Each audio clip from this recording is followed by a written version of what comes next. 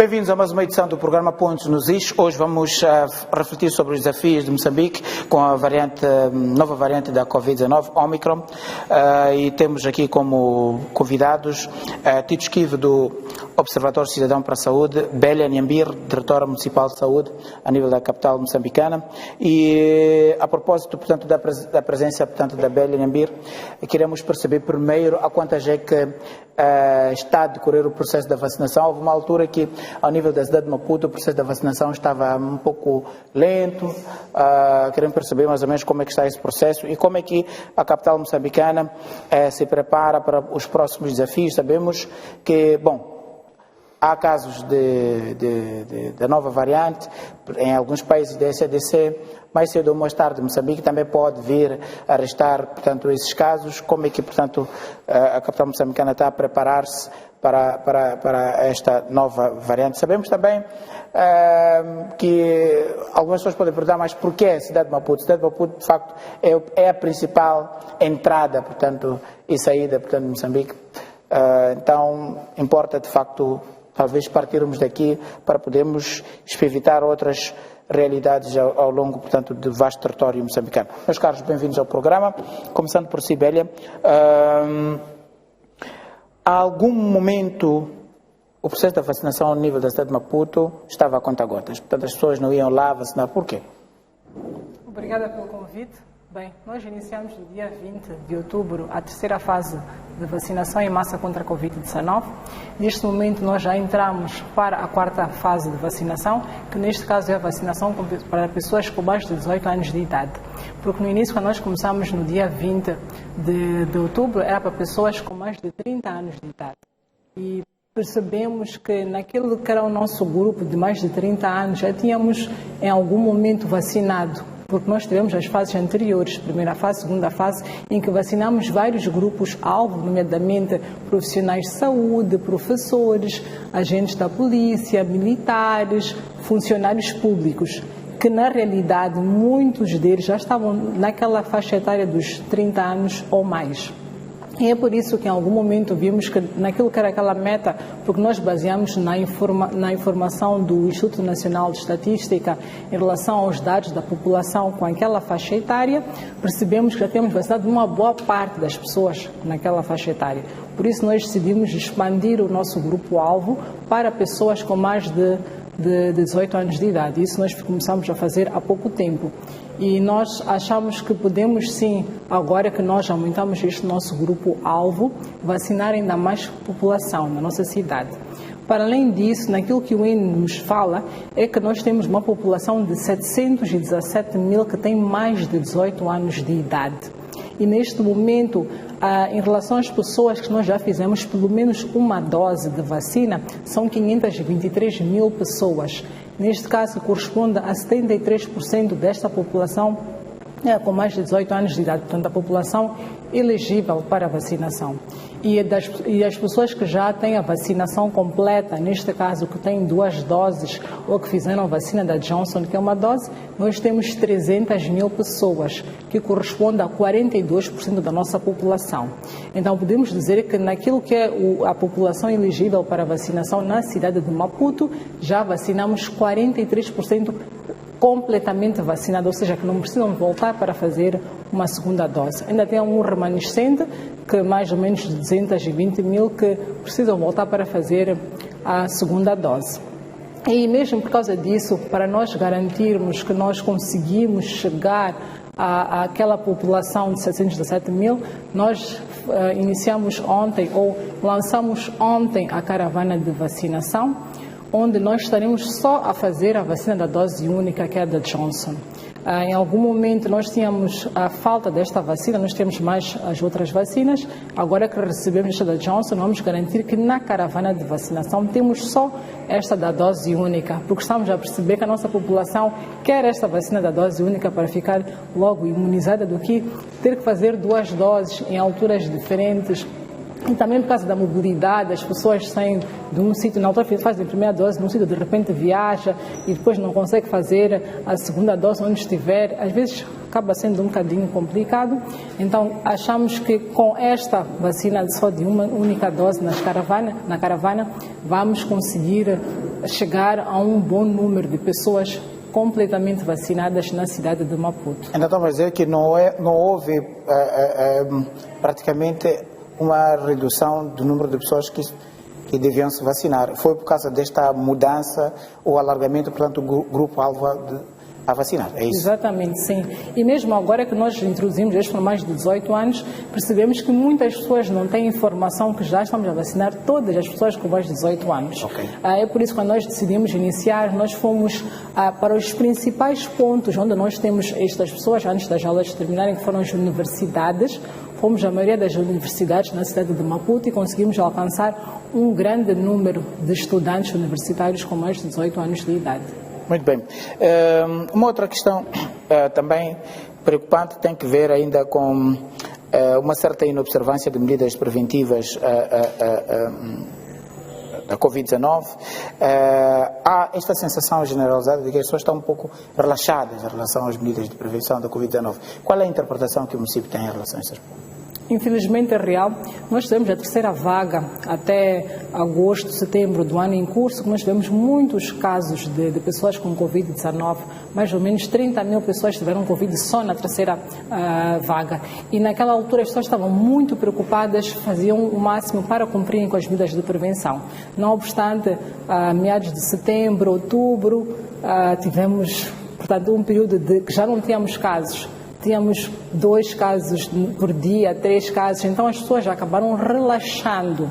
E agora que estão de férias, e é a altura do final do ano, de dezembro, as pessoas ficam mais relaxadas, porque estão com a mente nas festas do final de ano. E obviamente que isso acaba perigando tudo aquilo que são os nossos esforços até hoje, que podemos ter consequências nefastas se nós não voltarmos a estar nos IS em relação àquilo que são as medidas de prevenção contra a Covid-19. E não só, estamos a perceber que agora tem muitas festas, tem muitos casamentos, e as pessoas estão mesmo a propiciar estes aglomerados. E não só as festas clandestinas, algumas discotecas que estão em funcionamento naquela hora que não é, portanto, a recomendada. E isto, obviamente, que pode chegar a um nível mesmo de grande problema, e nós costumamos receber denúncias de festas de madrugada, de discotecas de madrugada, em que o INAI e a polícia vão lá para, portanto, solucionar o problema. Mas estamos a perceber que as pessoas relaxaram, infelizmente. E agora temos esta nova variante, a Omicron, que alguns estudos mostram que tem alta transmissibilidade. Ou seja, é fácil a pessoa apanhar esta variante da Covid-19, e principalmente se estiverem nestes aglomerados, obviamente que será inevitável. Muito bem. Kiv, qual é a percepção que tem em relação ao processo de vacinação? Sabemos que, normalmente quando estamos em período de festa, as pessoas acabam tanto deixando as regras de lado, porque dão primazia, portanto, ao convívio familiar, e há esta percepção de que as pessoas tendem cada vez mais a relaxar, e este relaxamento está de uma ou de outra forma relacionado com o fato de, nos últimos meses, os índices, portanto, da Covid-19 tenderem, portanto, a reduzir. Aqueles números estávamos habituados que o INS fazia, portanto, ou divulgava diariamente, hoje em dia, portanto, estão bastante reduzidos, né, comparados com os períodos de pico. Portanto, estamos a falar do primeiro e segundo trimestre do ano 2021. De fato, é um desafio muito grande. E este é um desafio que remete-nos a uma reflexão. Primeiro, que lições tiramos da eclosão da pandemia? Alguns erros foram cometidos e totalmente justificados, porque estamos a falar de uma nova doença, de um novo vírus praticamente para Moçambique. No entanto, agora estamos perante uma variante um pouco mais perigosa, até onde os estudos mostram. Agora, que desafios se colocam? Primeiro, temos que recalibrar um pouco as medidas tomadas no princípio de 2020. É preciso reconhecer que houve excessos no princípio de 2020, ignoramos os efeitos, diria, diversos que as medidas de contenção teriam para a economia, ignoramos os efeitos que estas medidas teriam até para o bem-estar social em outras dimensões diferentes da pandemia. Agora surge uma variante nova, um pouco mais perigosa, do ponto de vista de transmissibilidade, e se tem ainda pouca informação, mas sabemos que pelo menos é uma variante da Covid-19. E faz sentido supor que, sendo uma variante da Covid-19, a imunização que já existe para a Covid-19 reduz as chances de contágio. Então significa que apostar no aceleramento da vacinação é uma alternativa, do ponto de vista de assumirmos o pressuposto de que quem está imunizado tem uma probabilidade menor de contrair o vírus, mesmo havendo pouca informação a respeito desta nova variante. Então temos que acelerar a vacinação. As percentagens que nós temos e que a colega acaba de apresentar, de fato são bastante encorajadoras, mas são percentagens associadas a grupo-alvo, ou seja, estamos a 43% não da população, estamos a 43% do grupo-alvo, mas o verdadeiro alvo para uma doença dessa natureza, o alvo mais importante, respeitando, claro, a priorização, porque o que o município está a fazer, o governo está a fazer, é priorizar os grupos de risco, o que faz todo sentido num contexto de escassez de vacinas, de escassez de recursos. Mas temos que lembrar que a percentagem da população ainda é muito menor. Então, se a percentagem da população ainda é muito menor, o compromisso que o governo tinha era de 50% até o final deste ano. Estamos abaixo de 20%. Eu não creio que conseguimos até dezembro, ou fim de dezembro, conseguimos 50%. Então, se não conseguimos, já é uma nova variante. Temos que desenhar estratégias para acelerar. Acelerar a vacinação significa reduzir, é claro, numa magnitude ainda não conhecida, porque não se tem muita informação sobre a última variante, mas significa sim reduzir, em certa medida, a probabilidade desta variante se propagar. E assumindo que esta é mais transmissível, então se esta variante devolve-nos para o nível de contaminação comunitária como as outras, temos uma dimensão de risco muito maior. Então, em linhas gerais, temos que acelerar a vacinação.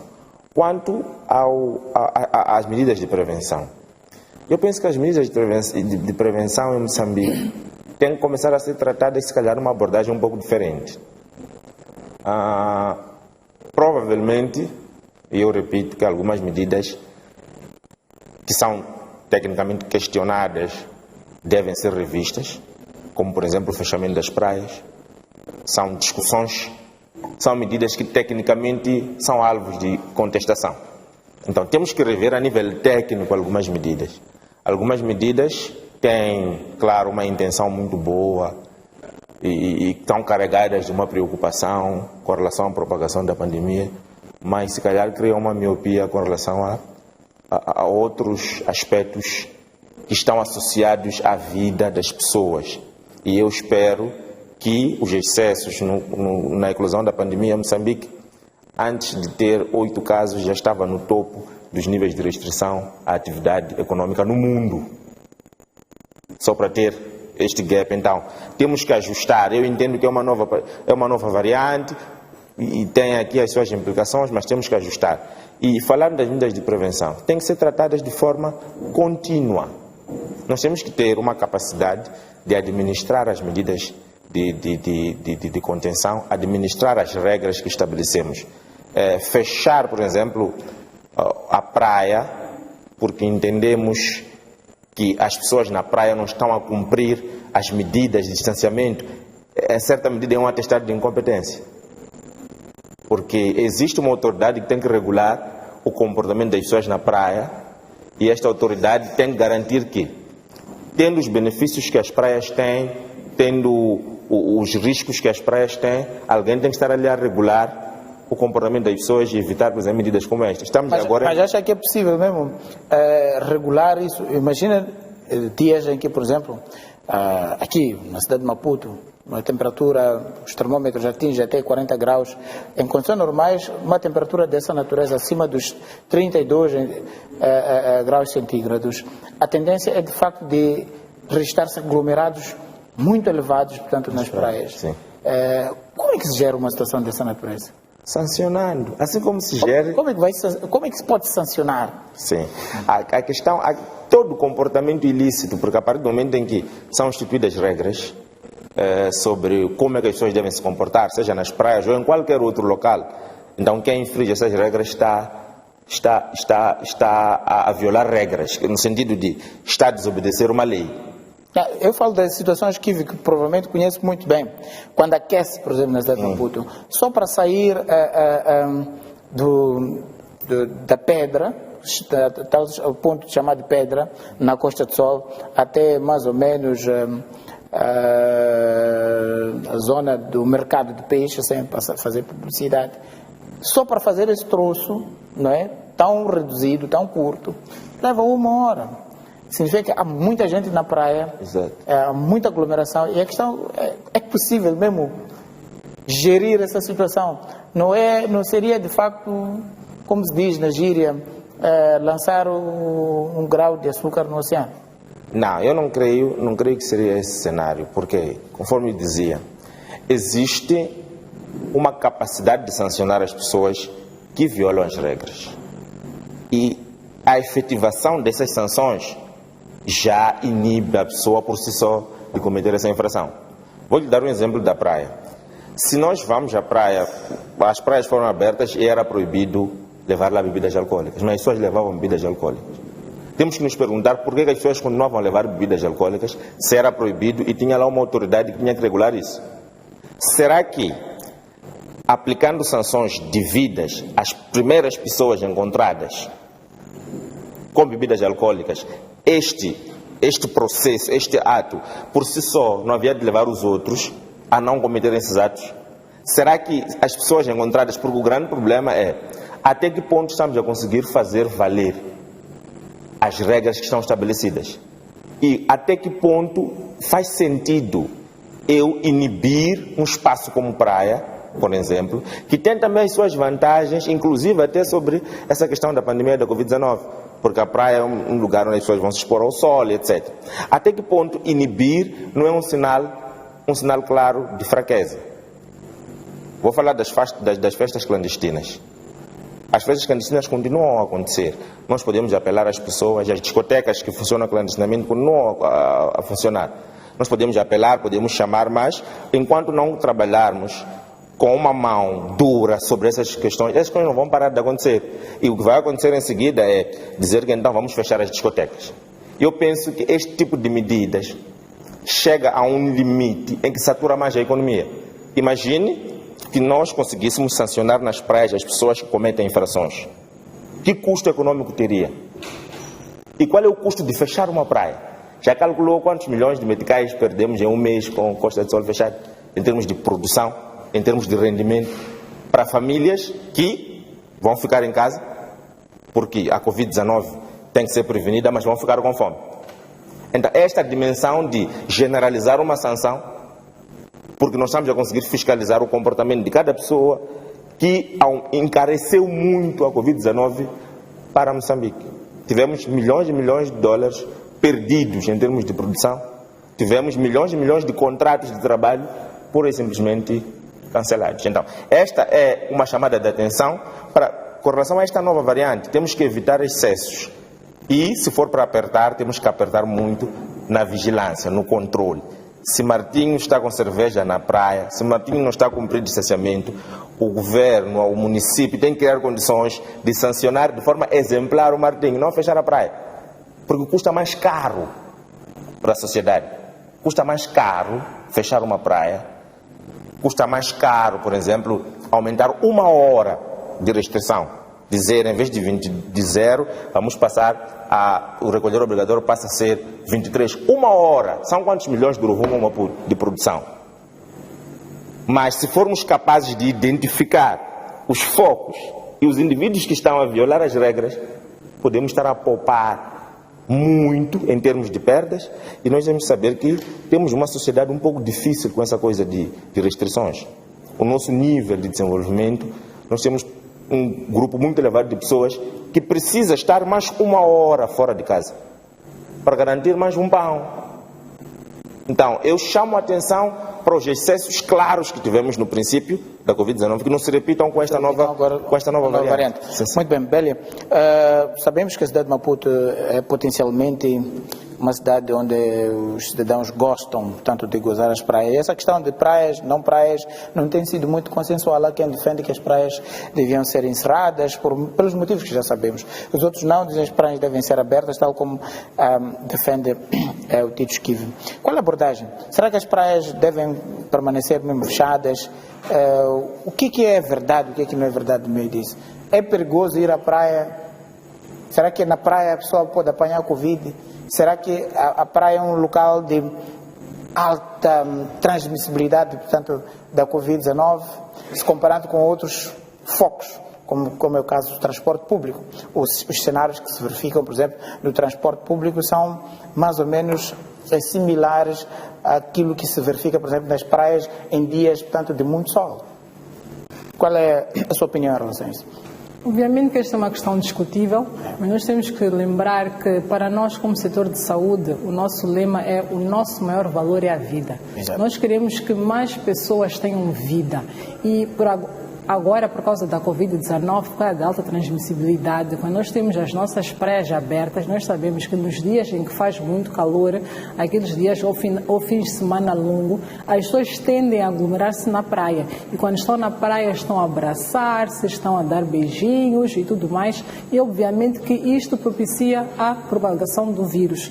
E isso não é um cenário que nós queremos e nós estamos a assistir. E mesmo quando temos esses dias de muito calor, mesmo com a polícia lá, as pessoas têm um comportamento mesmo de desobediência às autoridades.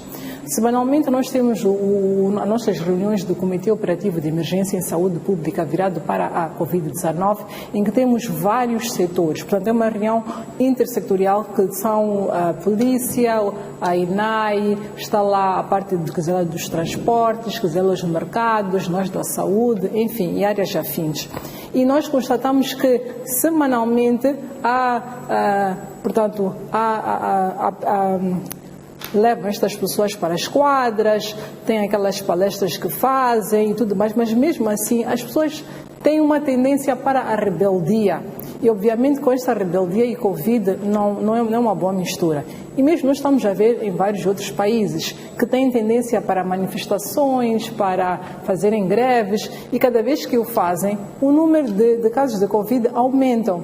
E para o nosso cenário, nós não temos um sistema de saúde como o dos outros países que está realmente bem preparado para receber vários casos complicados. Então, quanto menos casos complicados e internados nós tivermos, melhor para todos. Vamos poupar a vida das pessoas. Agora, imagina que nós estamos num cenário desses em que há aglomeração, em que há alta transmissibilidade. Obviamente vamos ter maior tendência de número de internados, maior casos graves, maior número de óbitos, sem dúvidas. E não é isso que nós queremos. Nós queremos que as pessoas vivam mais nas condições existentes do nosso país. Mas aí nós estaremos, de facto, a entrar num contrassenso, no sentido de que, bom, se a abordagem for essa, por exemplo, estaríamos a dizer, em outras palavras, que estamos a sacrificar a economia para garantir a saúde.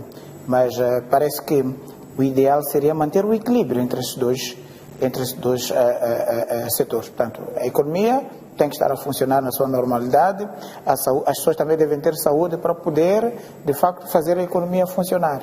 Mas algumas medidas, por exemplo, olhando para esse caso do encerramento das praias, o que se sacrifica mais, de facto, é a economia do que criar-se, de facto, o equilíbrio entre esses dois setores. No caso, por exemplo, das praias. Estou a falar só das praias, não de outros casos.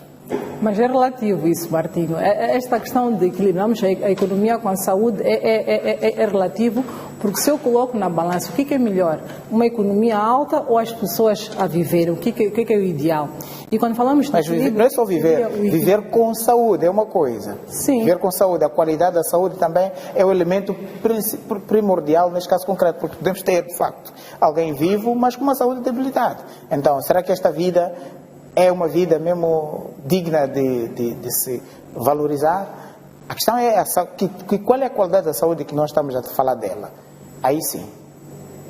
Porque, por exemplo, nós temos várias atividades que nós fazemos ao ar livre, que algumas pessoas fazem na praia, outras, enfim, mas as atividades desportivas, recreativas, continuam a existir, só que, obviamente, o ir à praia, ir nadar, ter aqueles aglomerados, isso é que nós estamos a propalar. Mas, por exemplo, eu faço todos os dias caminhada ao longo da Marginal, não tem nenhum problema, eu posso fazer a minha caminhada. Então, há várias atividades que nós fazemos que não precisam ser eu estar na praia a fazer aquela atividade. Então, nós continuamos portanto, a querer que as pessoas tenham esta saúde, desenvolvam as suas atividades sem nenhum problema. Mas, obviamente, o ir estar a nadar, ter muitas pessoas ali, obviamente que é um bocadinho complicado.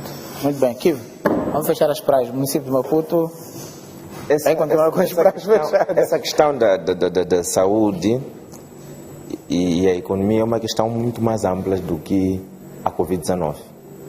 Porque, no fundo, o que estamos a dizer é que as pessoas provavelmente vão reduzir, em certa medida, a exposição à Covid-19, mas tem outros custos. Um dos custos claros que nós temos em Moçambique, das pessoas não poderem produzir, é a desnutrição crónica. E é um problema de saúde. Porque o que estamos a trazer aqui é que, de fato, concordamos, saúde para todos, concordamos que o maior valor é a vida. Mas esta vida de uma senhora que tem a sua banca interditada na Costa do Sol e vive daquilo e depois não tem pão, significa que não terá saúde numa outra dimensão. Significa que vai ter crianças malnutridas, significa que não terá as pessoas, não estarão em condições de pagar o chapa para o filho ir à escola. Então, estamos a trazer essa saúde de uma dimensão mais ampla, numa dimensão, inclusive até o estado mental das pessoas, a saúde psicológica. Uma pessoa que vive de uma barra, senhoras que vivem há anos, daquelas bancas da Costa do Sol. Martinho vai para lá e encontra senhoras já de idade, que dizem que eu, desde que me dou como gente, o meu trabalho é este. E essa pessoa está bloqueada. Então, essa pessoa depois passa fome. Fome depois traduz-se num problema de saúde. Então, eu queria trazer esta dimensão de fato, é necessário estabelecer-se um equilíbrio. O equilíbrio entre as medidas de prevenção, a necessidade que temos de prevenir a propagação da pandemia, sobretudo com esta nova variante que tem, de fato, um nível de contágio mais elevado, com a situação econômica que acaba também voltando a afetar esta mesma saúde. Este é o primeiro aspecto. O segundo aspecto está relacionado com uma análise muito simples. Nós temos um histórico de excessos. Isto está a ser trazido do seu ponto de vista histórico. Se tu pegas na série dos níveis de restrição, Moçambique é um dos países que atingiu níveis de restrição mais elevados do mundo, mesmo com casos mais baixos do mundo. Então nós temos um histórico de um excesso de zelo. Mas aí entra-se em consonância com o que a Beira estava a explicar anteriormente. O nosso sistema de saúde, como não está preparado, é preferível evitar, portanto, propagação da pandemia para não sufocar o sistema, ao invés de tentar simular, portanto, uma questão de equilíbrio entre a saúde e a economia, para depois ter problemas no sistema de saúde. Essa questão tem dois veios. Okay. É que, da mesma forma que o nosso sistema de saúde não está preparado para responder a uma propagação massiva, o nosso sistema social também não está preparado para responder à não produção, à redução do rendimento das pessoas. Não sei se está claro. O problema é que nós precisávamos de uma resposta social. Se quisermos realmente fechar e restringir a esse nível, precisamos ter uma capacidade do sistema social responder às pessoas que neste momento não conseguem exercer a sua atividade produtiva. Então essa questão vai e volta. Por quê? Porque o nosso sistema que não consegue responder, está a prevenir um número muito elevado que não vai conseguir responder, também não consegue responder a como essas pessoas vão viver neste momento.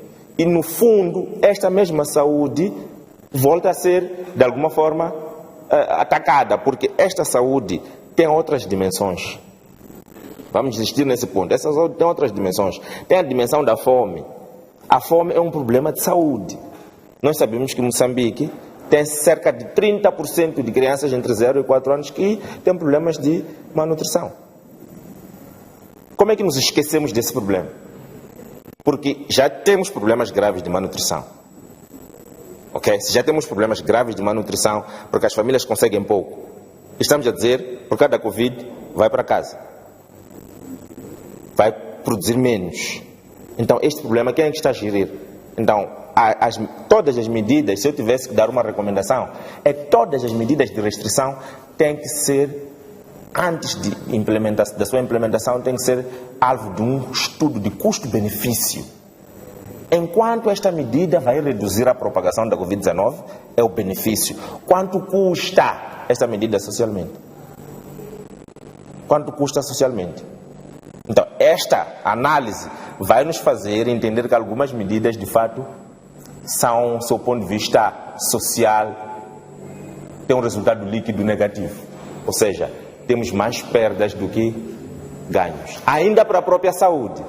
Mas ainda em relação a esse aspecto, tem um ponto que está relacionado com a questão do comportamento das pessoas. É muito difícil. Infelizmente, nós nos comportamos de várias formas. Bom, o comportamento das pessoas, Martim, só para fechar esse ponto. Eu percebi o que a colega disse. As pessoas não estão a cumprir. As pessoas são levadas às quadras, são sensibilizadas e as pessoas não estão a cumprir. E eu concordo que as pessoas não estão a cumprir, não estão a levar a sério. Mas nós, como Estado, não podemos viver assim. As pessoas não estão a cumprir. As pessoas têm que ser feitas cumprir e têm que ser sancionadas. Porque não é um problema só dela. Se eu não cumpro com as medidas de restrição, se fosse para eu contrair a pandemia e morrer sozinho, a coisa seria outra. Mas isso é um crime público, em outras dimensões. O problema é que nós estamos numa situação nova. A nossa legislação também ainda não está muito pronta para isso, porque é um problema novo. Mas se tivesse que se trabalhar a nível até legal, com os legisladores, para poder sancionar essa questão, que se trabalhe. Eu não me sinto confortável com o meu governo a dizer que, infelizmente, as pessoas não estão a cumprir, então vamos fechar. Não me sinto protegido. Então, eu entendo que se as pessoas não estão a cumprir, as pessoas têm que ser sancionadas. Se Martinho estaciona mal, não está a cumprir as regras, tem uma chamuça ali. E por causa daquela chamuça, Martinho, da manhã há de estacionar bem. Mas veja só, usando o exemplo da chamuça, o que é que as pessoas fazem? Chegam ali, desmontam a roda, levam a chamuça e vão embora. Este é o problema por um outro mecanismo. Este é o problema do comportamento das pessoas. Bom, ok. Mas pronto, só mesmo para acrescentar em relação ao assunto das praias, nós também tínhamos aquele cenário das senhoras que vendem frango magumba. Exato. Houve uma necessidade de fazer uma reorganização do local, porque de facto estavam ali a vender em condições que não eram boas para a nossa saúde pública. Agora estão no sítio... Sim, agora já estão no local apropriado do frango magumba e elas já começaram a exercer as suas atividades. Obviamente que também foi mesmo uma medida para reduzir aqueles aglomerados, aquelas condições higiênico não apropriadas que tínhamos do lado do... Foi uma boa medida. Agora eu perguntaria, foi coercivo ou não? Conversou-se com ela, explicou-se a necessidade desta mudança, obviamente. Percebo, mas aquelas senhoras, algumas que tentaram resistir porque achavam que aquele local era o melhor, porque isso sempre acontece, foram levadas à força. Foram levadas à força, as barracas precárias foram destruídas. Foram destruídas. É isso que o governo faz. É isso que o governo faz. Se o bem-estar é social, você aparece a dizer que não, eu aqui vendo... Eu acompanhei que houve senhores que diziam que não, aqui, lá dentro lá não há cliente, etc. Mas ainda já não estão ali. Já estão no sítio certo. Agora, dizer que vamos fechar a praia porque há pessoas que não ouvem... Eu não estou muito confortável com esta... Tudo bem que... Se você é egoísta, há um governo que pensa em todos. Exato. Esse governo te carrega a força. Claro, o primeiro passo é sensibilização. Explicar. Olha, este lugar aqui é a exposição, não há distanciamento, etc. Algumas pessoas saíram pela sensibilização. Funcionou. Era ótimo que todo mundo o fizesse, mas sabemos que na sociedade há uma diversidade tão grande que nem todo mundo concorda até com as coisas mais óbvias. Exato. É por isso que temos um governo que depois vai fazer valer aquilo que que é o bem-estar social. Então, muito bem. É nesta dimensão. Muito bem. Este é um assunto que eu acho que tem muitos pontos nos is aí por colocar. Bom, eu gostava de trazer aqui para reflexão a questão da vacina. Há muitos tabus e há um pouco de descrença em relação às vacinas. Nós sabemos que, nosso país, à semelhança de tantos outros, iniciou o processo de vacinação, etc., mas questiona-se a eficácia. E uma das coisas que comumente se tem dito é: por que eu, vacinado, primeira, segunda dose, depois volto a ter Covid-19? O que explica isso? Se já dizem que a eficácia da vacina é de 70%, 80%, o que explica este indivíduo que já vacinou com uma vacina com mais ou menos a eficácia de 70%, 80%, volta a ter, portanto, a Covid-19? Isso é uma pergunta que eu coloco para reflexão no próximo bloco, porque, de certa forma, acaba criando esta percepção de que, aliás, acaba criando uma outra pergunta: será que vale a pena eu vacinar? Vamos ao intervalo, voltamos daqui a pouco. Até já.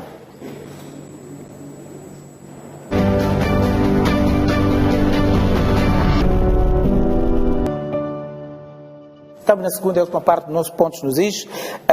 Belén Ambir já tinha lançado a questão: por que então o indivíduo vacinado é suscetível de voltar a contrair, portanto, a Covid-19, se o nível de eficácia é considerado bom? Estamos a falar, segundo os especialistas, vocês entendem melhor isso, de 70% a 80% bom. Estamos a dizer um indivíduo que tomou uma vacina com uma eficácia de 70% a 80%, um indivíduo que já se sente seguro. Entretanto, é possível esse indivíduo voltar a contrair a infecção da Covid-19. Temos casos, vários exemplos dessa natureza.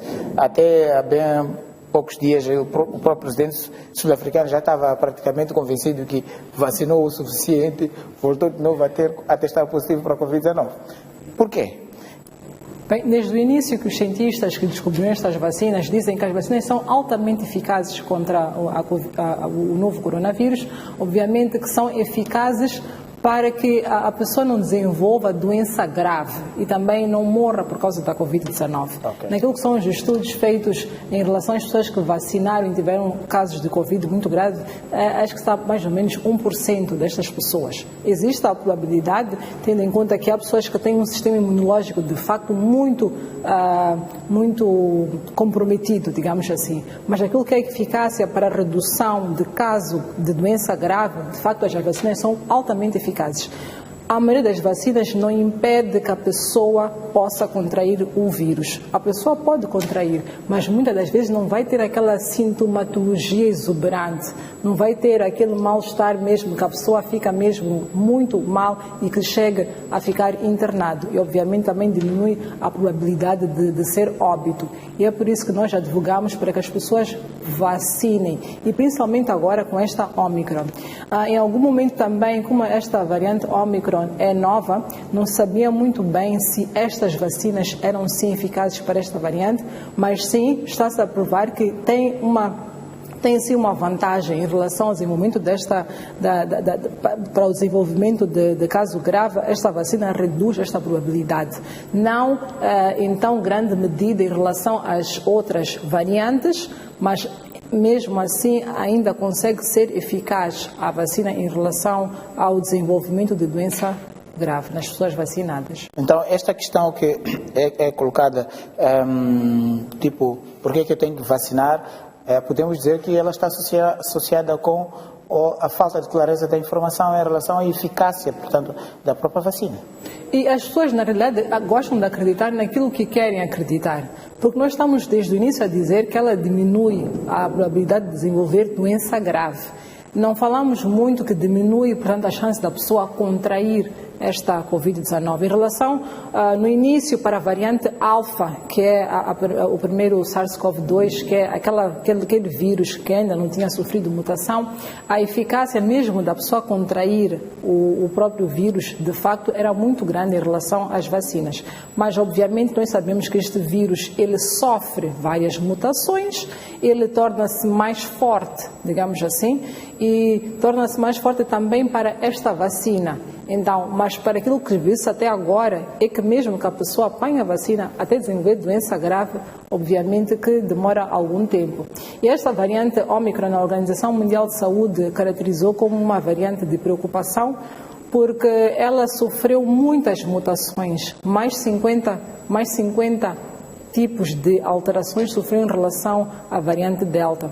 Mas é uma variante que até agora não está a saber se de facto mata mais que a variante Delta. Na realidade, até o momento está-se a concluir que a Delta matou mais, ou que vai matar mais em relação à variante Ômicron, mas isso também porque temos esta população que já foi altamente vacinada ao nível da Europa, então provavelmente nós não vamos ter tantos óbitos como tivemos com a variante Delta. Muito bem. Kivi, como gerir então estas dúvidas, esses mitos, este ceticismo em relação, portanto, à vacina, se há uma percepção? Bélia estava a dizer que as pessoas gostam de acreditar naquilo que querem acreditar, e é verdade, mas a percepção que se tem sobre a vacina era do tipo, ok, uma vez vacinado significa que Covid-19 está fora de questão. Em primeiro lugar é disseminar a informação, se calhar de forma mais acessível. A linguagem às vezes tem dimensões bastante complexas, tem dimensões culturais, dimensões acadêmicas, até o nível acadêmico a pessoa tem, e tem até dimensões religiosas. Então é preciso usar, se calhar, estratégias mais aturadas para disseminar a informação. Esta informação anterior de que o fato de vacinar, pelo menos a dose completa, praticamente estava liberto da Covid-19, associada também à informação de que haveriam locais onde sem cartão de vacina você não entra. Que mensagem é esta? Se há um local onde só entram os vacinados, então os vacinados estão 100% impunes e têm imunidade total, então nós que não havemos de entrar. Então. E algumas informações até enganosas que giraram nas redes sociais, alguns espetáculos que nós ouvimos em que a vacina era condição para entrar. Então tudo isso deu uma ideia de que a vacina era realmente 100% eficaz. Não sendo esta ideia oriunda dos sites oficiais do governo, mas mesmo assim, então, nós temos que entender que a nossa sociedade é muito jovem, é uma sociedade que está mais nas redes sociais, e nestas redes sociais é muito difícil um jovem entrar no site do governo. A informação que ele encontra é aquele vídeo do WhatsApp ou aquela mensagem que alguém escreve, põe aí geral. Então, primeiro, é um trabalho de educar as pessoas, convidar as pessoas para procurarem o site do MISAL, o site do governo, os sites oficiais, fontes oficiais. Mas, enquanto as pessoas não procurarem, porque isso leva um tempo, temos que então tirar essa informação desses sites para o encontro dessas pessoas. Houve, de fato, este erro, no princípio, não houve muita clareza. Primeiro, 70% de eficácia, o que é isso? Nós dizemos muito na televisão, a nova variante tem 70% de eficácia. Se eu chego no mercado agora, Spamanini, e digo, mamãe, a variante tem 70% de eficácia, eu não disse nada. Tenho que procurar mecanismos. Então é por isso que era mais fácil perceber que vacinou, estou livre. Então agora temos que começar a desmistificar isso, mas sem correr o risco de desvalorizar a vacina na percepção das pessoas, porque isto são extremos. Há um extremo em que a pessoa pensa que a vacina é tudo, mas há um extremo em que pensa que não é nada. Então, na tentativa de desconstruir um extremo, temos que acautelar que não vamos parar no outro extremo, num extremo em que as pessoas vão pensar que a vacina não serve.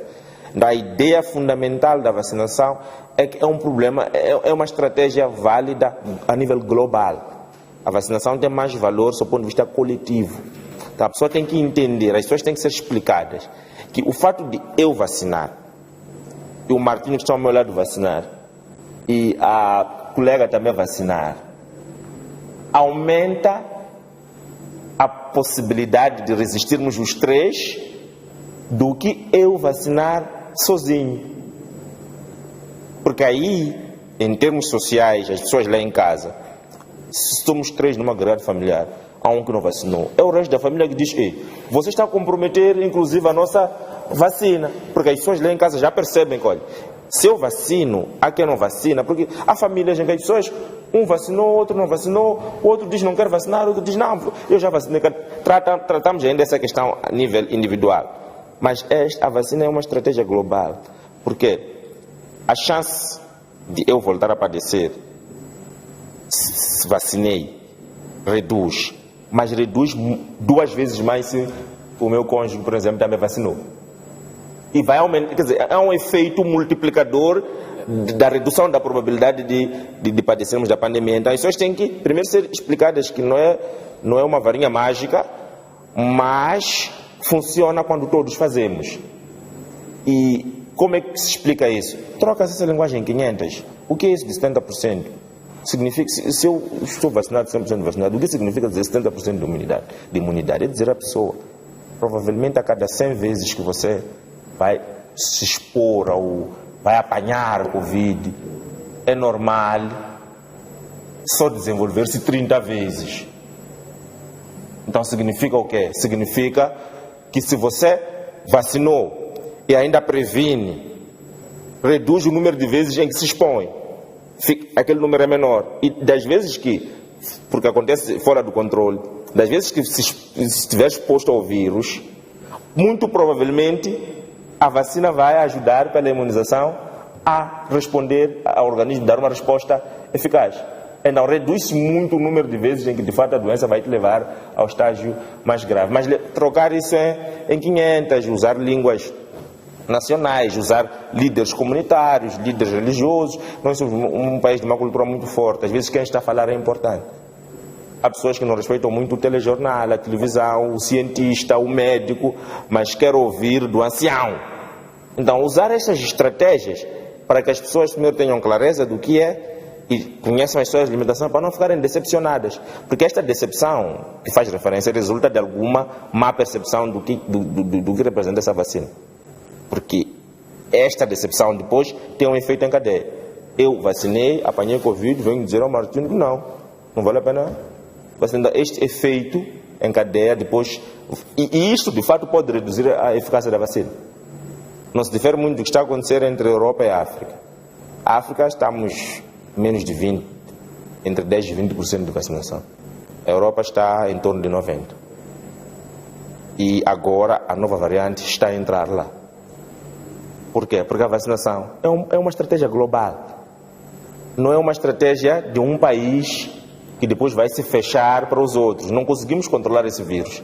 Então, enquanto os outros estiverem expostos, como é o caso de Moçambique e África, vamos criando mais variantes, a probabilidade de criar-se mais variantes aumenta, e que ninguém está a criar é a natureza do desenvolvimento do vírus, quando ele tem espaço para se desenvolver, e estas variantes dificilmente vão ser contidas num território, porque nós somos um mundo hoje muito globalizado. Então, primeira coisa, em linhas gerais, explicar o que significa essa percentagem. Depois, enfatizar o fato de ser uma estratégia coletiva, desde o nível familiar, nível comunitário, a comunidade tem muita força. Se numa comunidade há um entendimento de que o fato de na casa X não tiverem vacinado aumenta a probabilidade daqui na zona sofrermos. Aquela pessoa de vacinar, Martim, pela pressão social. Em algumas zonas, se souberem, por exemplo, o vizinho não vacinou, a casa do vizinho não há ninguém que tenha vacinado, mas os demais vacinaram, são capazes até de se unir e fazer uma manifestação de fronte de quintal e pode apodrejar. Pode trazer outras consequências. Mesmo em relação, não boas. O que nós estamos a fazer, mesmo no fim da segunda fase, na terceira fase, é envolver mesmo os líderes comunitários, os chefes dos quarteirões, os régulos, que é para estarem por dentro das nossas atividades, não só de falar, mas também de irem conosco no processo de vacinação, para estarem acompanhando todo este processo. Porque é muito importante, porque sabemos que lá na comunidade são eles que têm aquela voz mais importante. Então, se nós não envolvermos, obviamente não vamos ter o sucesso desejado. E estamos a conseguir muito isso. E os chefes dos quarteirões mesmo dizem, daquele lado estamos a ter algum problema, aquela família, isto e aquilo. Então, nós vamos lá, vamos falar sobre o assunto, desmistificar estes tabus, porque de facto acabam aparecendo muitas informações anómalas contrárias a todo o nosso processo. Então, nós vamos lá conversar com as pessoas para que de facto adiram e tragam a família para serem vacinados. Muito bem. Bom, uma outra questão. Temos uma nova variante. Como é que, portanto, o país se posiciona em relação a isto, em termos de medidas? Nova variante, as medidas continuam as mesmas ou há necessidade, de facto, de caprichar nas medidas de prevenção? Bem, nós temos a nossa comissão técnico-científica que tem os seus encontros e que assessoram Sua Excelência o Presidente. Então, na realidade, já está-se mesmo a ver isso, se há necessidade de se agravar com as medidas de prevenção da Covid-19, tendo em conta aquilo que está a acontecer em outros países, tendo este panorama do que está a acontecer na Europa, porque de facto o que está a acontecer na Europa é uma situação muito extrema, porque já estão a ter lá muitos casos, com muitos internamentos em países, como esteve a dizer o colega aqui, que já estão altamente vacinados. Então, é uma situação um bocadinho complicada, porque também, como está-se a ver, que embora seja muito transmissível, não provoca assim tantos óbitos como na variante anterior, então ainda está-se a estudar como é que de facto podemos enfrentar esta nova variante. Não só nós, como cidade de Maputo, vamos fazer um workshop de preparação para a quarta vaga. Eventualmente já estamos nesta quarta vaga, estamos no início desta quarta vaga. É um workshop em que está o município de Maputo, está o Conselho de Serviços de Representação do Estado da cidade de Maputo e também está o Instituto Nacional de Saúde, em que temos vários setores que vamos discutir efetivamente como é que podemos nos organizar para fazer face a esta nova variante da Covid-19, principalmente agora que estamos na altura da quadra festiva, em que nós temos muitas pessoas com este espírito festivo que, mesmo vendo que há esta variante a entrar, mesmo assim estão a organizar festas. E são muitas pessoas que têm plano de festas, já fizeram reservas para o fim do ano, enfim. Então queremos ver como é que nós podemos controlar esta situação. E obviamente temos que ter uma equipa bem coesa. Não podemos fazer as nossas atividades, cada um no seu setor, mas temos que estar mesmo bem coesos para garantir que nós tenhamos sucesso nas nossas abordagens. Isso não vai implicar, portanto, o cancelamento das festas? Não sei. É certo. Ok. Como gerir, portanto, esta nova variante Omicron?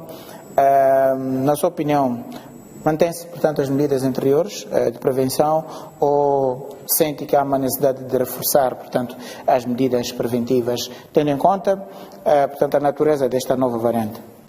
Eu penso que qualquer intervenção tem que ver, primeiro, com o efeito realmente esperado, tecnicamente esperado, desta intervenção, do ponto de vista de redução de novos casos, mas também considerando os custos sociais. Então, é uma variante nova, está-se a estudar ainda. Em função desse estudo, há situações que podem ser consideradas de extremo risco e há situações que não. E tem que se avaliar sempre que impacto que impactos adicionais esta medida tem que ter. Eu não penso que seja a regra aumentar as medidas de restrição porque temos uma nova variante. Eu penso que as medidas de restrição têm que ser alteradas em função, de fato, daquilo que se espera como resultado. Agora, estamos em período de festas. O período de festas é tipicamente um período em que, mesmo se não tivéssemos nova variante, as autoridades teriam que se preparar, porque, de fato, é um período em que a tendência, a propensão a excessos é cíclico, não é novo. Então, as autoridades deviam se preparar, ou devem se preparar, e eu acompanho que já há processos nesse sentido, para fazer valer, fazer cumprir aquilo que são as medidas de restrição. Então, por agora, a única coisa madura agora, até o que se sabe agora, do ponto de vista dessa nova variante, ainda não temos matéria para aumentar as medidas de restrição. Agora, fazê-lo por preocupação, já o fizemos no passado, e fazia sentido no passado. Fazia sentido porque, de fato, quando eclodiu a Covid-19, na primeira variante, tínhamos total desconhecimento. Ainda fez sentido, mas agora não podemos. É uma variante do mesmo vírus, então não podemos voltar a ter um gap de margem de erro como se fosse um outro vírus. Temos que ter um pouco mais de maturidade. Então, eu espero um pouco mais de cautela, um pouco mais de calma, um pouco mais de maturidade com relação a esta nova variante e também com relação ao final do ano. Espero que haja realmente fundamentação técnica, científica para toda a medida que vai ser tomada.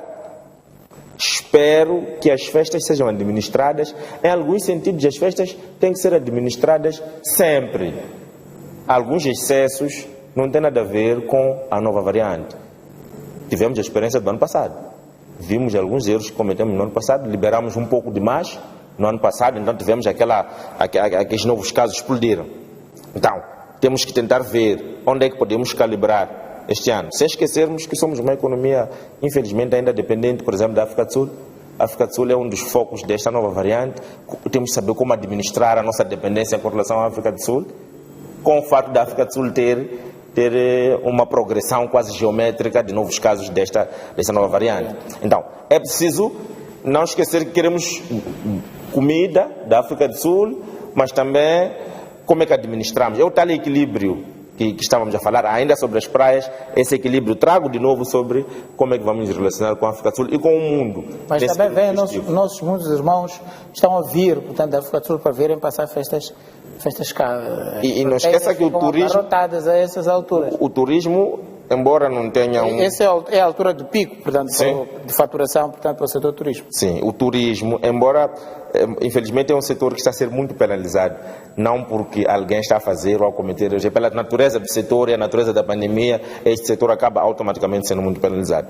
Mas este setor, embora não tenha uma expressão muito grande no PIB em termos percentuais, mas é um setor que usa muito conteúdo local, ou seja, funcionários locais, etc. Então, há muita gente que, embora a gente olhe para o PIB, não veja uma percentagem muito elevada, mas em termos de rendimento para pessoas de classe baixa, o setor do turismo dá muito rendimento, que pode não ser muito do seu ponto de vista global, mas é muito do seu ponto de vista das pessoas que se beneficiam dele, das comunidades, etc. Então, o setor do turismo sofreu ao longo do ano todo, quase. O período em que o setor do turismo havia de tentar respirar de alívio, aparece esta nova variante. Então, é preciso pensar como é que se acautela isto, como é que a gente vai considerar, porque há uma expectativa, há algum investimento que esse setor fez, mesmo em meio à adversidade, à espera de tentar recuperar um pouco do ano perdido, ou dos últimos 2 anos perdidos nessa... Então, como é que eu faço? Como é que eu reduzo o fluxo de entrada dos sul-africanos se são um dos potenciais clientes? E tendo em conta esta situação, então, se calhar, tem que ter uma abordagem um pouco mais madura. Eu apelo à maturidade, a mais prudência, a considerar que a dimensão econômica de todas as medidas e a dimensão social. Muito bem. Quantas pessoas ainda temos por vacinar na cidade de Maputo, neste exato momento? Ou quantas pessoas já foram efetivamente vacinadas? E até quando é que se espera que pelo menos se cumpram os prazos e também os números que foram projetados? Bem, nós ainda temos, como eu estava a dizer, temos uma população com mais de 18 anos, 717 mil pessoas. Até o momento já vacinaram com pelo menos uma dose 523 mil pessoas, que corresponde a 71% deste nosso grupo grande. E para aquelas que já completaram as 2 doses ou que fizeram pelo menos uma dose da Johnson, que é a vacina da dose única, são 300 mil pessoas, que corresponde a mais ou menos 42%. Então, nesta altura, falta-nos vacinar com pelo menos uma única dose, pelo menos a primeira dose, falta-nos vacinar 190 mil pessoas. Então, nós estamos a engajar esforços para conseguir fazer em 2 semanas, 3 semanas, mas sabemos que ainda há um certo número de pessoas que têm aqueles receios, têm algumas dúvidas e tudo mais, e também percebemos que quando nós estamos numa fase em que há redução do número de casos, as pessoas também relaxam, pensam que a Covid já foi embora e tudo mais. Estamos a perceber que agora com esta nova variante da Omicron, os nossos números estão a aumentar, a procura dos nossos postos de vacinação estão a aumentar. Nós temos nossos postos de vacinação nos 7 distritos municipais da cidade de Maputo. Em algum momento, em novembro, no início, estávamos com de facto números reduzidos, mas agora com esta nova variante a situação está de facto ao nosso favor, em que nós temos mais pessoas a quererem serem vacinadas. Na altura da primeira semana de novembro, segunda semana de novembro, nós tínhamos mais ou menos 9, 10 casos ativos de Covid na cidade de Maputo. Agora, até ontem, nós estamos com 955 casos ativos de Covid. Então, em um mês, o número, de facto, aumentou muito. E verificamos que as pessoas estão preocupadas com a sua saúde e estão a procurar a nossa vacina, e estaremos a vacinar até dia 20 de dezembro. Vamos ter esta pausa por causa do fim do ano, é uma altura um bocadinho complicada para estar a fazer atividade, mas logo na primeira semana de janeiro iremos retomar com o processo de vacinação. E com esta caravana de vacinação que vai estar a fazer a dose única, vai ser mais prático para as pessoas estarem logo rapidamente imunizadas. Até quando, mais ou menos?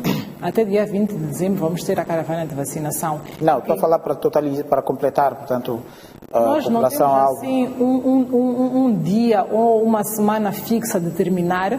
Nós vamos estar a vacinar por muito tempo. Vamos ter as vacinas de rotina no nosso serviço de rotina. Mesmo em outros países ainda não conseguiram vacinar 100% da população, porque sabemos que a vacinação, embora seja muito boa, não é obrigatória.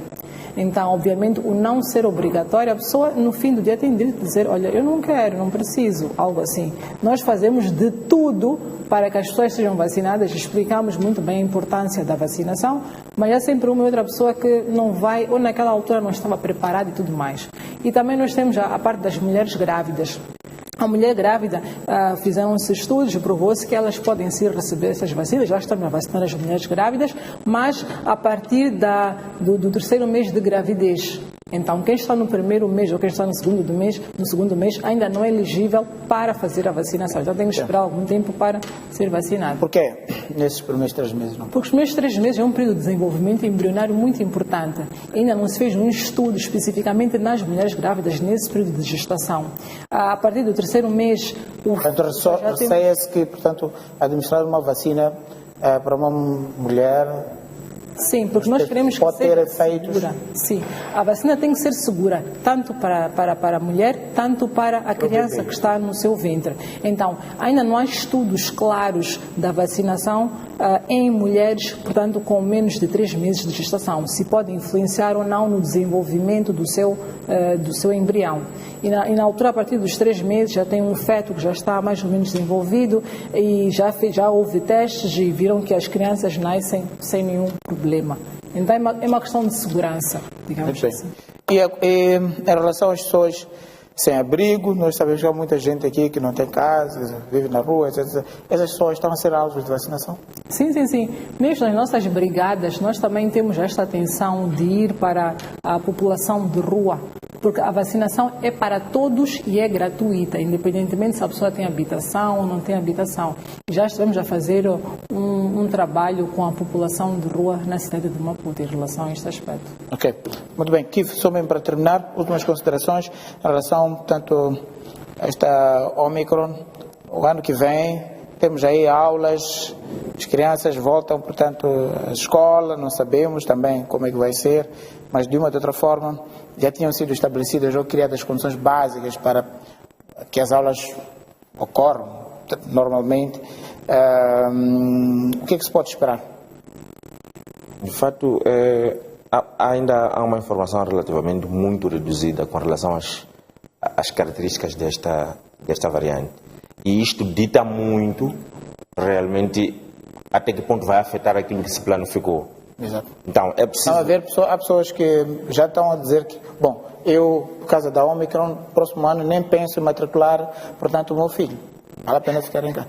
Já há pessoas que fazem isso. Eu já vi num grupo de pais encarregados de educação que até, inclusive, já saíram dos grupos do WhatsApp de um determinado colégio, porque acham que o próximo ano não haverá condições para que os seus filhos continuem a estudar. De fato, a gestão da educação foi um pouco problemática até aqui com relação à pandemia. Esses pais estão a reagir a uma experiência recente que tiveram. Não estava claro porque é que tem que pagar 100%, porque é que não tem que pagar, como é que estudam as crianças que não têm acesso às redes sociais, no caso do ensino público. Então, provavelmente isto seja um efeito deste trauma recente. Todavia, é importante frisar que nós não temos ainda informação suficiente para fazer uma análise de sensibilidade, porque quando a gente tem um plano e há um fator que afeta o nosso plano, nós temos que conhecer as dimensões desse fator, os efeitos, para saber em quanto temos que calibrar aquilo que se planificou. Exato. Ainda não temos condições. Eu espero que, de fato, seja possível as crianças terem aulas, e esse não é um problema só das crianças, é um problema que nós também verificamos nas universidades. A dificuldade do ensino à distância ou virtual é a todos os níveis. Então, espero que, havendo alguma necessidade, as medidas também na educação sejam muito minimalistas, porque estamos a prejudicar a qualidade do ensino.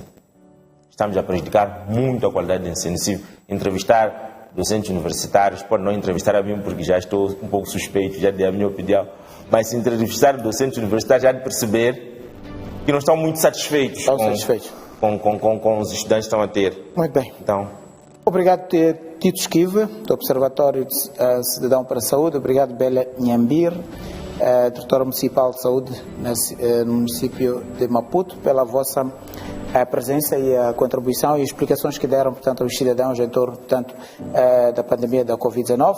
Queremos endereçar a vós e às respectivas famílias uma ótima quadra festiva e que o próximo ano 2022 seja coroado de êxitos. Para todos os moçambicanos, este voto também se estende.